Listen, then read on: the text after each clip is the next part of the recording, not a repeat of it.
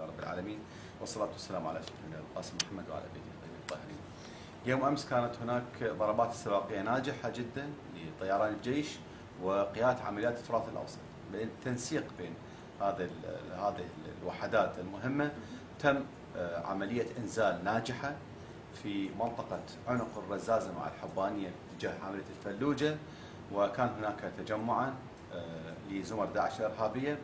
الإنزال كان ناجح جدا، تم حرق الكرفانات وأكثر من 40 زورق كان معد هناك، معد لإجراء عملية قد تكون جنوب الحبانية بجهة الرزازة. هذه هي العملية في عمق محافظة الأنبار.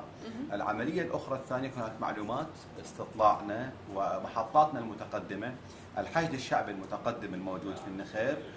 هناك استطلاع لتجمع لبعض وحدات أو عناصر زمر داعش الإرهابية في منطقة الكسرة شمال غرب النخير.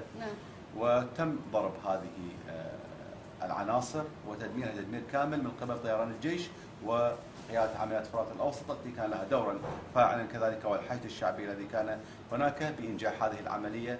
نوجه شكرنا وتقديرنا لطيران الجيش ولقيادة عمليات فرات الأوسط ولوحداتنا المتقدمة من الحشد الشعبي في منطقة النخيل. استاذ سيف، بالنسبة للعملية، يعني هل كانت هذه الزوارق معدة للتفخيخ أو مفخخة أو لنقل أشخاص فقط إلى مثلا إلى كربلاء، إلى الضفة الثانية في كربلاء؟ لن يستطيعوا الوصول إلى ضفة كربلاء، هذا شيء محال، وهذه تلك من أمانيهم، ولكنهم قد يحاولوا أن يستفيدوا من هذه في أي عملية. نحن نعتبر أي عملية يقوم بها زمر داعش الإرهابية هي تهديد للأمن الوطني العراقي بشكل عام، وبذلك نحن نساعد بحشدنا الشعبي بقواتنا باستطلاعنا، نساعد قيادة القوة الجوية أو طيران الجيش بضرب واستهداف أي مكمن للعدو في محافظة الأنبار جنوبا وغربا وشمالا.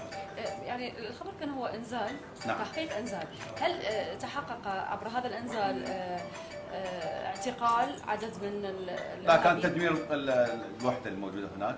الإنزال قام طيران الجيش وبفصيل من قيادة عمليات الفرات الأوسط المعدة لهذه هكذا ضربات، وكان إنزالا ناجحا. يعني النتائج كانت إبادة النتائج كانت إبادة الوحدة الموجودة هناك بالكامل.